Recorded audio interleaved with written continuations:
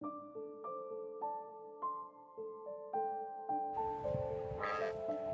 we as human beings like to consume things that have balance, thinking that, oh, I have balance, my chi is on.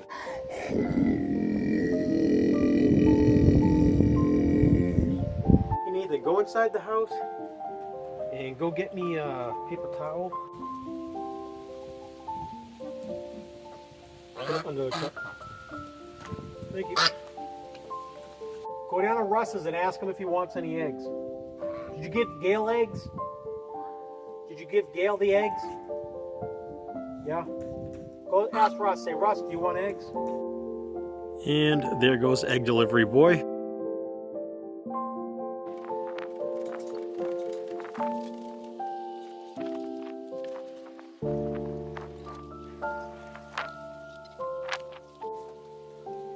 What do you want? Off-grid homestead life. It's what we do. If you've been watching this long, I appreciate it.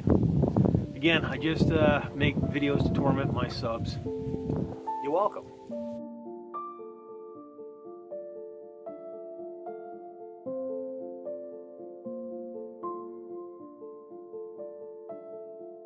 Welcome to this episode of the WickerShire project, NPK, from a more scientific standpoint.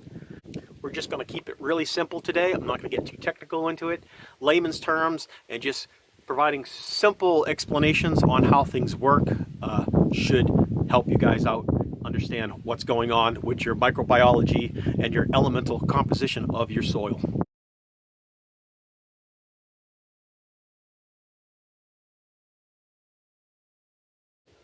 Using the correct ratios of what nature wants or what's out inside nature and how stuff usually breaks down in organic format hitting the soil. If you guys are new to gardening, this should stick in your head pretty well.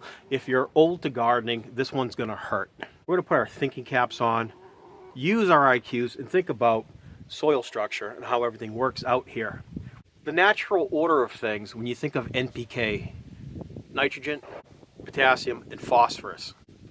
The correct balance and ratio in that is going to be a 3-1-2 ratio. That is the correct balance for plants to uptake, and we'll explain how and why that happens. And it has to do with nature itself. As you see, everything's breaking down in nature, and what's going to happen is it breaks down, it goes through the soil. So what's left there, what's left behind, and how does things work? The first part is N, that's nitrogen, and the way it works as nitrogen is what it is. It's not the same stuff that is a gas that is up here in the air, but it combines with another element. But nitrogen, for an atomic weight, is going to be a very light element in its combined form. So when you see your NPK ratios such as a 5-5-5, it's not really truly 5-5-5. It was a gimmick developed long ago when I was a kid by gardeners, and we always saw it out in the stores being an even number, what may have you, 20-20-20, 10-10-10 was a very common one, 5-5-5. And we as human beings like to consume things that have balance, thinking that, oh, I have balance, my chi is on, right? It's not, you're incorrect. I just gave you the ratio, it's 3-1-2. So the way that works out is simply this. Nitrogen in the soil, as light as it is, over the course of 1 year's time, we'll break it down into 3 separate sections, 3 layers. You pile it on the top. In 1 year's time with the rain, it travels down to the 3rd layer that fast in 1 year's time, which makes it inaccessible to most things that need the nitrogen. Your potassium will travel to that 2nd layer down. Due to its atomic weight, it sits at about here. And it's not really potassium. I'll link it here as I go look up the correct form of all these things. And then you have your phosphorus, which is very heavy, and that sits on the top of the soil. So why is that concerning for you? As stuff works itself down the soil, you're out there buying your 5-5-5, or you're buying your 20-20-20, and you're reapplying it as your garden for the next year to start your garden. Well, that's incorrect. As we showed you, the nitrogen has depleted. It's gone. It's not accessible. Everyone's thinking we need nitrogen-fixing plants to bring it back up or hold it and put it in the root layer where things are sharing inside that fungal network, and the plants are in companionship with each other, and they're all sharing and being happy. So if you were to apply another 10-10-10 or a 5-5-5 or 20-20-20 or 30-30-30, one of these well-balanced mixes, you're going to put way too much of the other two elements in there, you're going to have too much phosphorus. It hasn't moved through. It hasn't moved through. Then you're going to apply another 10-10 on top of that, or another layer of phosphorus on top of that. Now you're getting toxicity in the soil. Toxicity in the soil.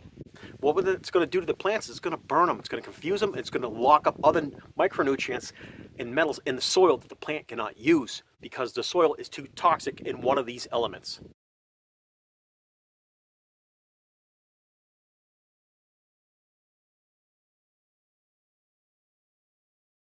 Therefore, soil testing is going to be a critical success to your gardening. If you guys are very worried about all this stuff and all these chemistry and things, we're going to suggest to you to do what Mother Nature does. As you can see, the trees are up in the leaves, all the plant matter that is here before winter breaks down and falls, and it gets replenished with just about the right things that these plants need to live to survive. How do you know that? Well, they're alive. They're there. They're existing off of what breaks down naturally in nature. So you're going to need to test your soil out, find out what your deficiency is. So what to amend the soil with if you're concerned about watching your plants go from a green to a yellow, or your fruit start developing all these diseases and just locking up, turning yellow, spotting out. What you want to do this year is to prevent your soil from becoming toxic.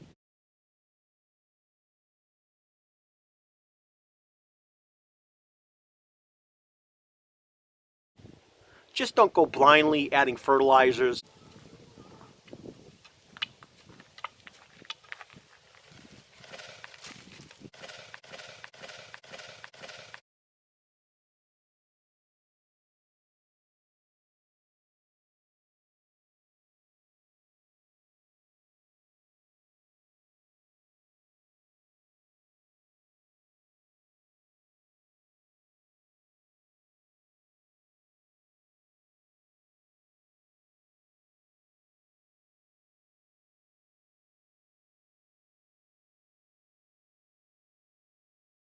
In starting a new garden, the most important element is going to be nitrogen, then potassium, and then phosphorus. Just in those weight ratios.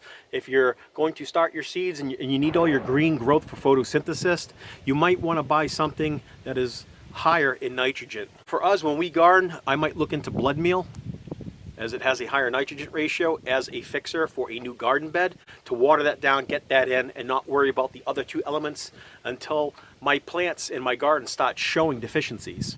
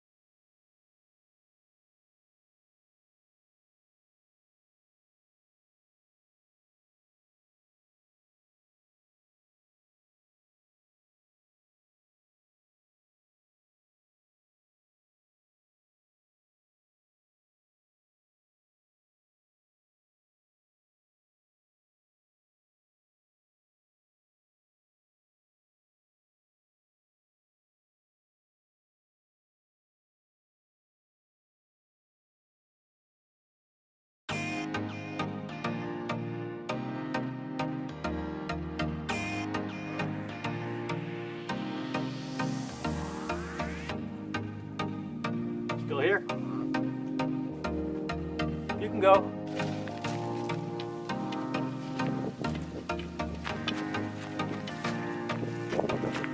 We're done.